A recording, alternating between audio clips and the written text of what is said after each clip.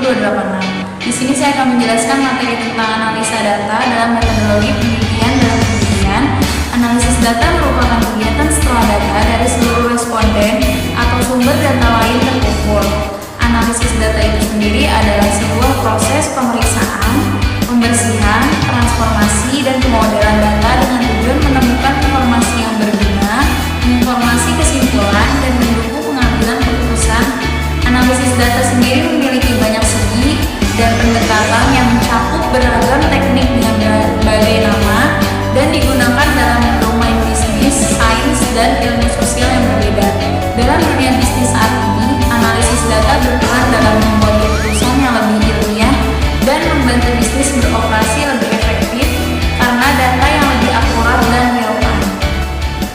Kegiatan dalam analisis data adalah yang pertama mengumpulkan data berdasarkan variabel dan mentabulasi data berdasarkan variabel dari seluruh responden, lalu menyajikan data tiap variabel yang diteliti, lalu melakukan perhitungan untuk menjawab rumusan, melakukan perhitungan untuk menguji hipotesis yang telah diajukan.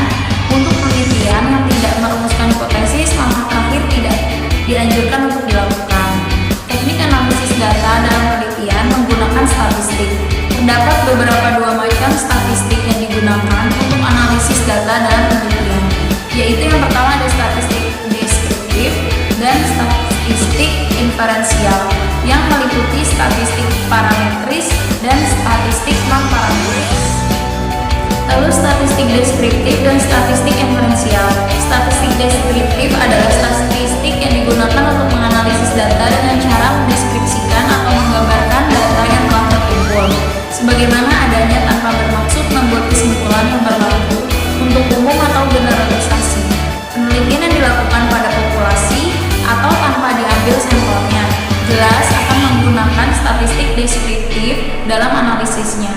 Tetapi, bila penelitian dilakukan pada sampel, maka analisisnya dapat menggunakan statistik deskriptif maupun inferensial.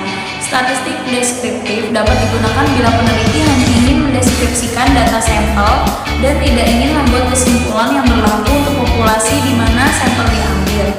Tetapi, bila peneliti ingin membuat kesimpulan yang berlaku untuk populasi, maka teknik analisis yang digunakan adalah statistik inferensial. Dalam statistik deskriptif, antara lain adalah yang pertama penyajian data melalui tabel grafik, diagram, lingkaran, histogram, perhitungan modus, median, mean atau pengukuran tendensi sentral, perhitungan desil, persentil, perhitungan penyebaran data melalui perhitungan rata-rata dan standar deviasi, perhitungan persentase.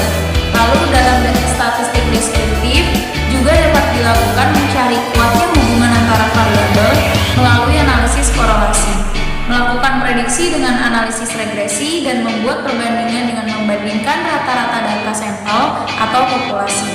Hanya perlu diketahui bahwa dalam analisis korelasi, regresi, atau membandingkan dua rata-rata atau lebih, tidak perlu diuji signifikasinya.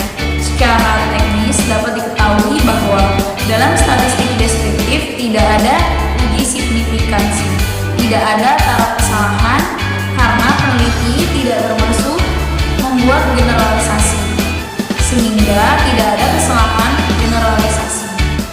Contoh dalam statistik deskriptif, yang pertama jika jumlah observasi ganjil, median diberikan oleh observasi tengah dalam bentuk terkumpul. Yang kedua, jika jumlah pengamatan genap, median diberikan oleh min dari dua pengamatan tengah dalam bentuk yang diurutkan. Selanjutnya, statistik inferensial, sering juga disebut statistik induktif atau statistik probabilitas, adalah teknik statistik yang digunakan untuk menganalisis data sampel dan hasilnya diberlakukan untuk populasi.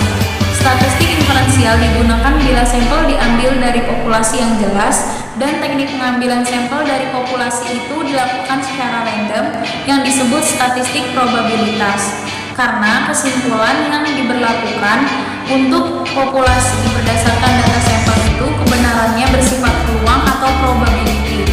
Suatu kesimpulan dari data sampel yang akan diberlakukan untuk populasi itu mempunyai peluang kesalahan dan kebenaran atau kepercayaan yang dinyatakan dalam bentuk prosentase. Contoh statistika inferensial yaitu catatan kelulusan selama